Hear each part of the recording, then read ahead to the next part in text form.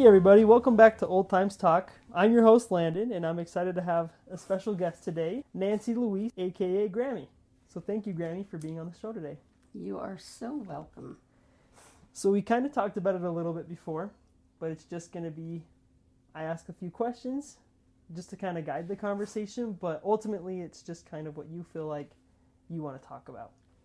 I sometimes do a character speaker from down south, and her name is Weezie Q Bunch of Hints, okay? And she gives helpful hints on everything. Ask her. She'll tell you anything you want to know and some things you don't want to know.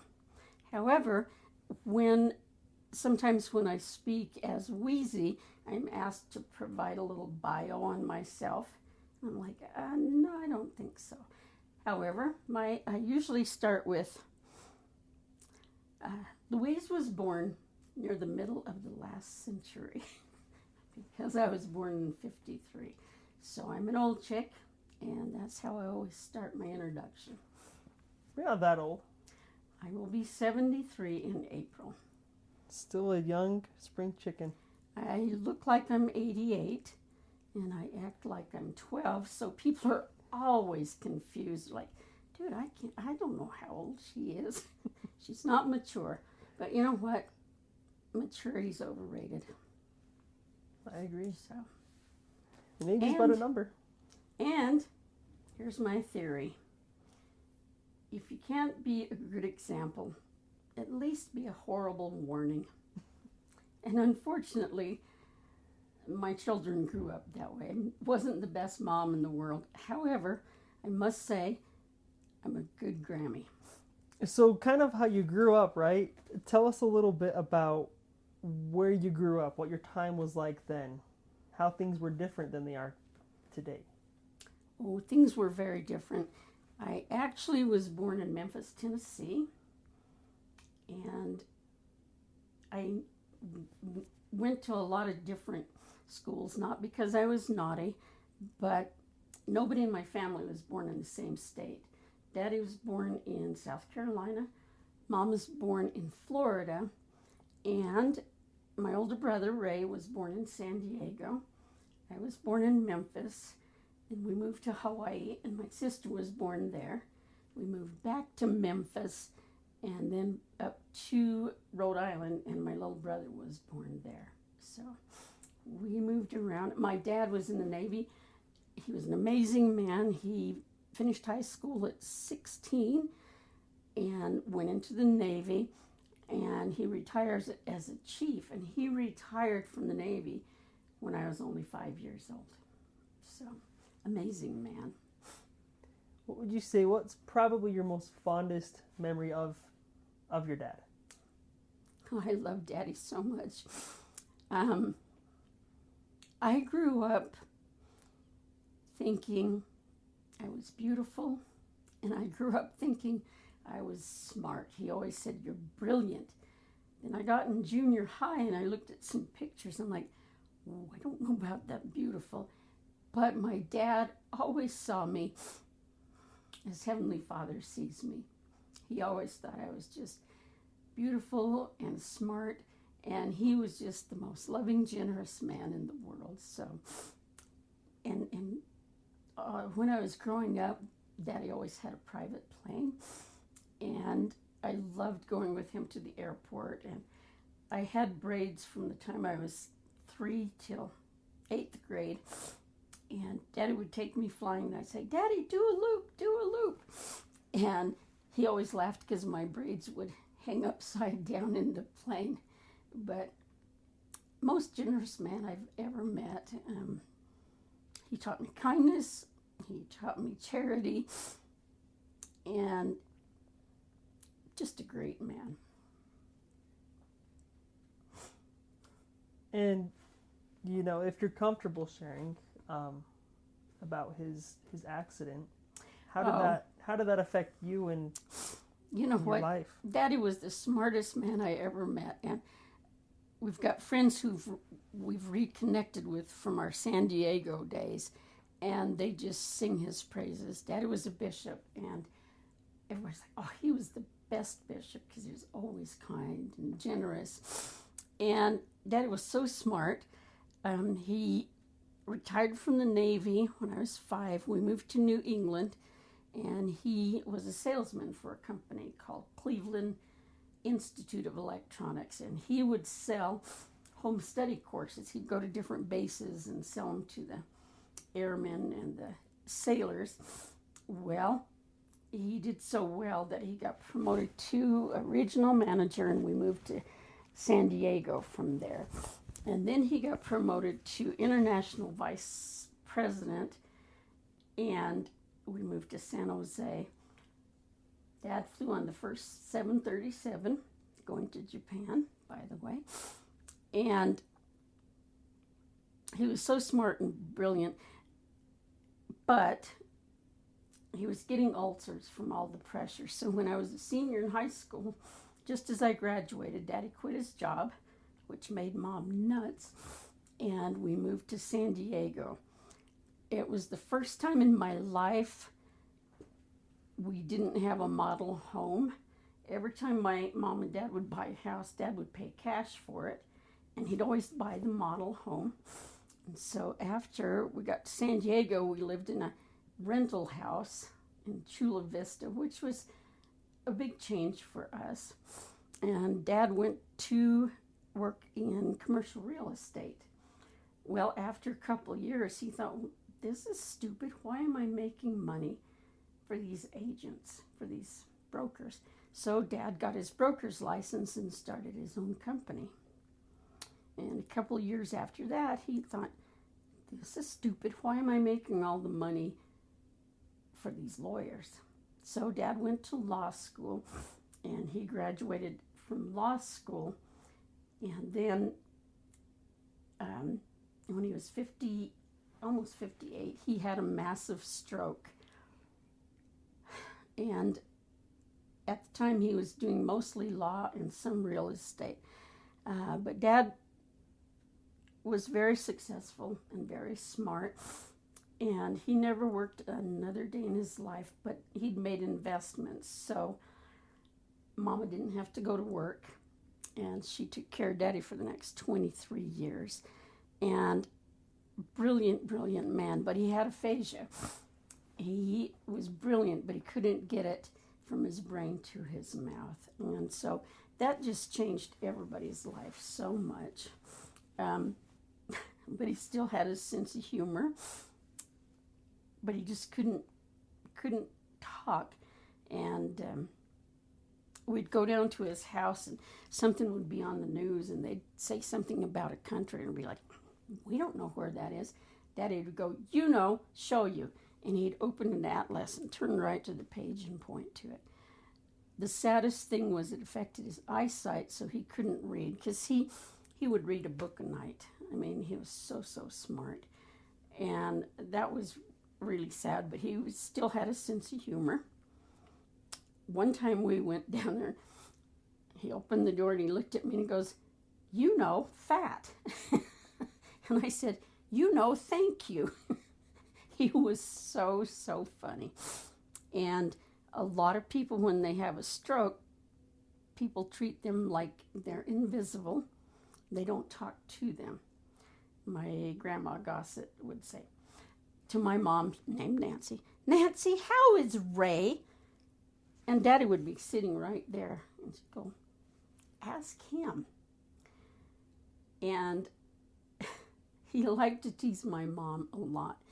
And so one time at their house, my Aunt Libby, my mom's sister, was sitting there, and Mama was in the other room. Well, my dad started making gestures and going, and my aunt ran in and she goes, Nancy, come quick, I think Ray is having another stroke. And Mama ran in there, and Dad looks up and goes, kidding. He was hilarious, always. And one time I went down there, he always wanted me to take him to the commissary. And I'm down there, and he's going, more. And I put in a couple cans of beans. No, more. And my mom and Dad always drank Diet Dr. Pepper. So I get some in the cart, and he goes, you know, more. I said, okay. And I put it in the cart, and he goes, no, you know, more. And I don't know how many cases of Diet Dr. Pepper we got. But you do what Daddy says, right? So we're on our way home, and I'm driving their Volksbus, and Dad looks at me, and he starts laughing. He goes, you know, Nancy, mad. And we got home, and we opened the trunk, and Mama said, Ray, why did you buy so much? And Daddy just started laughing. He just did it to make her go crazy. So, talk about my dad. Amazing man. And he was in my grandfather's squadron in the Navy. And that's where he met my mom. And he joined the church, and they got married in San Diego a year later in the Mesa, Arizona temple. Well, Daddy was from Southern Baptist, and he had a sister named Gabi. Her real name was Betty Lou, but they all had those kind of names. And she wanted to go live with Mom and Dad. And my ma, who you couldn't call Grandma, had to be Ma, said, okay, just don't join that damn Mormon church. Well, she joined the church, and then Mom and Daddy supported Gabi on her mission. So, and even after he had his stroke, when you'd go visit him, he'd put his left hand up, thumbs up, and say, you know, gospel, true, church, true. He had a testimony forever. So, good man. And in contrast, how, you know, because growing up, like, you have a sensitive spot for your parents.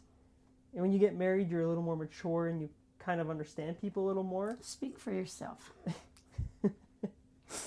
How would that compare to Grandpa Golden? Oh, Grandpa Golden was a hoot.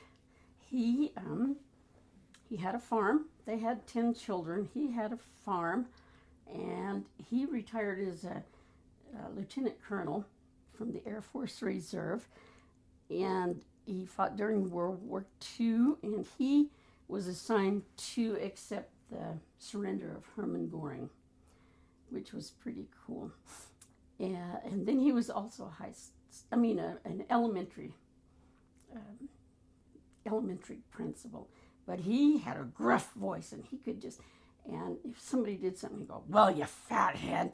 But he was so nice, but he was gruff, and he always was out carrying his shovel, because they had a little farm, and he was a great man. David and I got married in 1973, and the Sills at that time were all Democrats, and I was in hot trouble because I voted for Nixon. And so Golden and I would go the rounds on that. That being said, I still would have voted for Nixon over McGovern. But so he and I always had a fun time messing with each other. I got put in the Relief Society presidency, when I was about 34. I went to their house, and I told Golden and Jen, and I said, I'm the education counselor. And he said to me, really? Who's the counselor over gossip? That's what I want to know. But one of the kindest men, the grandkids would do something, he'd go, you fathead, and they all just were scared spitless of him. But he was so kind. So kind of a little more your parents, your in-laws, how did their teachings influence the way you and Grandpa raised your family? We kind of compromised, because my parents weren't filthy rich or anything, but we were usually one of the more well-off in the ward.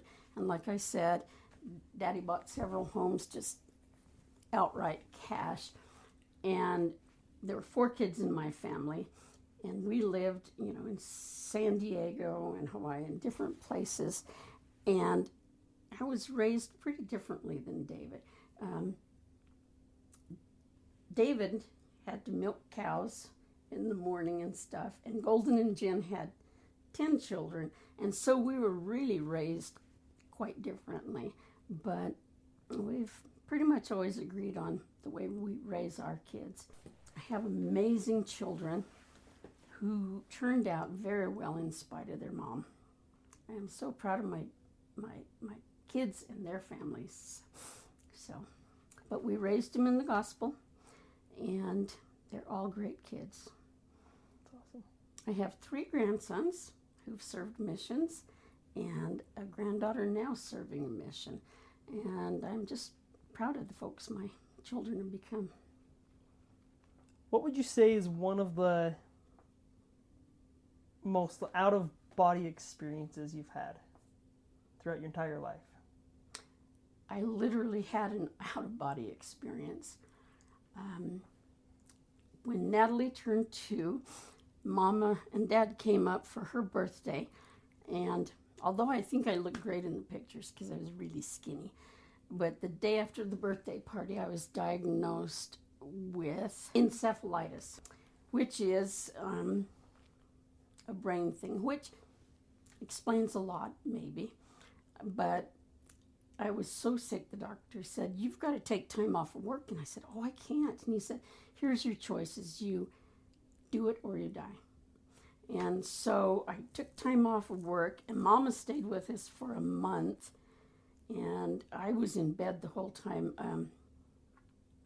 I had gone to the hospital to get a spinal tap, and I was young and stupid, and they said, "Oh, do you want to do it inpatient or out?" And I'm thinking, "Oh, I don't want to pay, insurance." So like a dummy, I said outpatient. Like a dummy, they let me drive myself home from a spinal tap. And you're not even supposed to sit up for hours. And I had the worst headache. And for the next several weeks, I had to crawl to the bathroom. I couldn't put my head up. I hurt so badly. And during that time,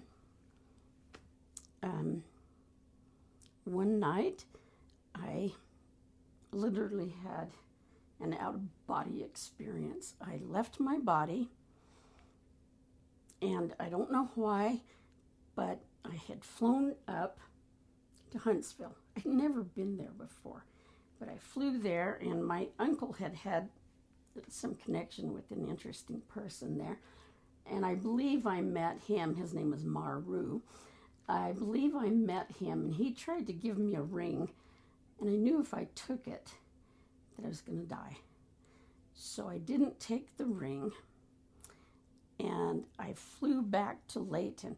Well, I flew over the coolest sensation in the world. I was just floating above, and I remember floating over Freeport Center, and a lot of Layton still at that time had cornfields and stuff. And I remember just floating over the cornfields and just looking down at everything. It was the coolest sensation. And then I came into our bedroom, and I looked down on myself. I saw myself lying there. I mean, we had the bedspread with the brown and black and tan stripes on it and everything. But I saw myself lying there, and I went back into my body, and I just woke up just totally sweating. And I said, "David, I need a blessing right now."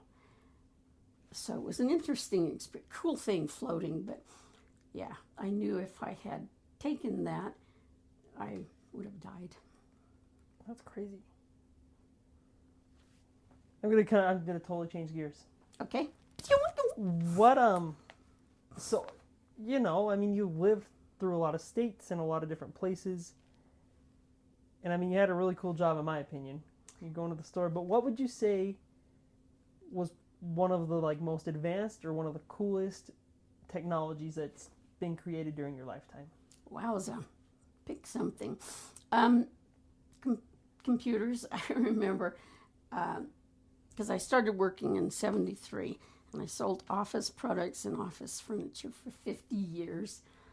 And I remember data binders coming in, and we sold the 8-inch floppy disks and the 5 1/4, and it was hot news, when CDs and stuff came around. So that was interesting. And then, of course, telephones. When we were little, there was a cartoon called Dick Tracy, and he was an investigator, a private eye or something. And I remember, because it was like so cool, he had a watch that he could talk into and stuff. And we're like, yeah, that'll happen. And so seeing cell phones come around, and everything, And now when I need help with a cell phone, all I do is ask a grandkid, because they know those things inside and out. So it's been interesting to see that. I mean, we had the old telephone with the cord, and imagine picking up the phone without caller ID. I mean, that's kind of scary, but we did it. You survived the rough times. Yeah, but it was fun. It was fun, and I remember even when we moved in this house in 87, we still have wall phones. We thought we were really uptown when we got an answering machine. It's like you'd come in and see the red light beep and go, "Ooh, I wonder who called." And it was kind of fun, And I remember your mom, Natalie, went to work for the pizza place, and her boss had one of the first caller IDs of anybody in Davis County, which I thought was, wow, that's pretty uptown. Oh, the pizza place. So there's been a lot of changes since 53. And you had mentioned, back to kind of the traveling, that you had gone to, Germany and those other countries out in Europe with your family. How was that? Well, you know what's weird? I had just started, I graduated in May of 71. Daddy quit his job and made his announcement that we're moving to San Diego. Mom wasn't happy to move back down there. But then he had this wild hair that he was going to drive across country and take Space A from South Carolina and fly to Germany. Well, I had taken 3 years of German, and my brother was on a mission. My brother and sister, my younger ones, who still hate me for this, were in school. So I dropped out of De Anza College, and Mom and Dad and I drove across the United States in a Volksbus. We took the southern route down and left from South Carolina, and we flew on a C-5, which is that huge airplane that they put cargo and stuff in. Well, it was 2 airmen and me and my mom and dad and our little thing of suitcases down in this huge cargo plane. But we flew to Germany, and I spoke well enough at that time to get us through Austria, Switzerland, Liechtenstein, where else? Anyway, but I spoke German well enough that I got us through. Except for one day, my dad says, "Go ask this lady, how far is something?" I said, "Okay." So I go up to the lady, and I say, "Entschuldigen Sie, wie," and I forgot the word for far. My moment. Took me a minute, and finally I said, "Wie weit von hier ist so-and-so?" And she looked at me in English and said, "Oh, it's not far." But that was 54 years ago, 55, I don't know, almost 55. And I still remember the word in German for far. W-E-I-T, weit. Wie weit von hier? And, Grandma Easler, my mom was one of the funniest ladies in the whole wide world.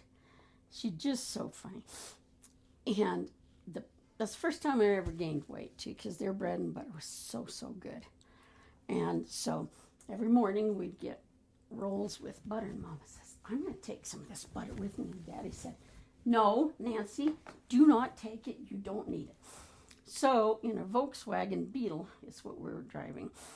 The heater's down on the floor, and Mama she wrapped it up and put butter in her purse, and it melted all over. just laughed. Oh, and then we went through the Black Forest, and Mama loves all things German. And we'd be driving, she'd go, "Oh, this reminds me of Hansel and Gretel." And she probably said that 100 times. And finally my dad said, "If I hear Hansel and Gretel one more time, I can't take it." So we're driving along, and Mama said, "Oh, this reminds me of and." And so for years, if I ever found a cartoon or anything about Hansel and Gretel, I'd always send it to my mom. And then a fun thing, we were in Munich, and it was October, and it was cold. And we had this room, and there was a little enclosed porch outside of the room. And so that's where I was sleeping. But I was freezing to death. And I mean, I was so cold. And my dad said, "Well, come get in bed with us." And you know me and Mama, right? So I lay down next to Mom.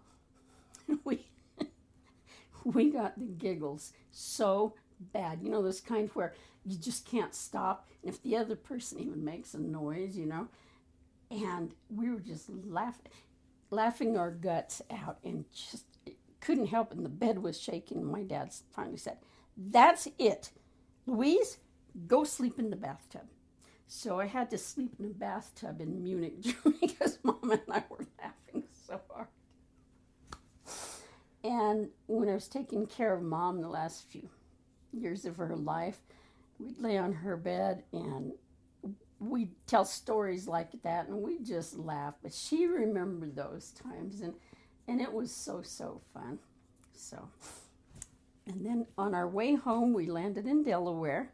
Daddy drove down South Carolina and got the Volksbus, and we took the northern route home.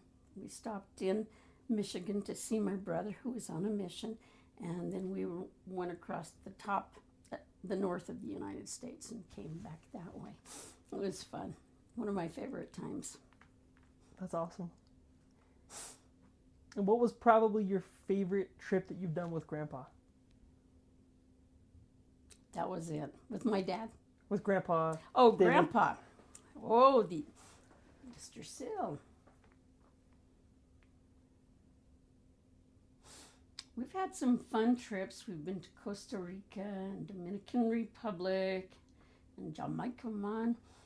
But truthfully, I had a little operation last year, and I needed to stay in Denver for about a month so I could go to my follow-up appointments and stuff. And so David and I drove to Denver, and we rented this, I don't know, Quality Inn or something. Anyway, it's you stay, you know, you can get a month rent or whatever. And so we stayed there, little teeny bitty room, you know, yeah. It had a little kitchen and a little bathroom. And David and I have been blessed. We've never lived in an apartment during our whole marriage. And we spent a month together there. And David helped me recuperate. And we became so close on that trip. We laughed a lot. He'd help me, you know, with all my surgery stuff. He had to help bathe me and everything. And we just bonded. We had so much fun on being together by ourselves for that month. It was great. Especially after over 50 years together, it's probably kind of nice to get away for a few weeks and just have each other. We'd been married over 50 years at that point. And like I say, we'd never lived in a tiny place. And most of the time when the kids were growing up, David was gone a lot with the Air Force and Air Force Reserve. He's gone a lot of Sundays. No bueno when you're raising teenagers and at church by yourself. But, you know, we always had fun. But I think that was the most fun we've ever had together. Well, is there anything that you want to share with everyone? Any life lessons or anything that you feel like people in this day and age need to know, or that you feel they need to know? Yes, kindness.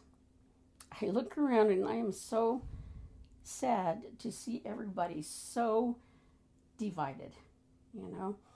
I don't agree with a lot of the people who I know and are on Facebook. My brother John says, nope, if they're liberal, I cut them off. I don't talk to them. I disagree with that, and I also disagree with, I have one friend who, Trump is not my president. You know what? I wasn't a fan of Biden so much, but he was my president. And so I think the best thing we can do is pray for our leaders, listen to the prophet, and be kind to everybody. I've got a gal who took her little 6-year-old up to the No Kings protest in Ogden, and she was so proud of that, and I heartily disagree with it, but guess what? I love this gal, and you just have to be kind, Doesn't matter what flavored you are, what political way you lean, just be kind to people. Can you imagine if just one single day, everybody was kind? Wouldn't that be amazing? We never want to go back. No, you don't. And so and I'm not always the nicest, kindest person. I know that, but I truly believe that kindness is what we all need. So, yeah, thank you, and thanks for being on the show, and thanks for being the first guest. I really appreciate it. You're welcome. I probably ruined the rest of your podcast for fine. life. They're like, oh no, did you hear that old lady? I can't. Well, we made some memories today. We did, and if you ever need other pieces of nonsense, I have flotsam and jetsam in my brain, and they float up, and they just come out. I have no filters, so if you ever want knucklehead stories, I got you. Thanks for tuning in to Old Times Talk. If you enjoyed today's episode, make sure you're subscribed so you never miss when wisdom drops. If you or someone you know would like to be interviewed on this podcast, head to oldtimestalk.com and click on the referral tab. And remember, keep the old stories alive. But with that, I'm Landon, and this is Old Times Talk.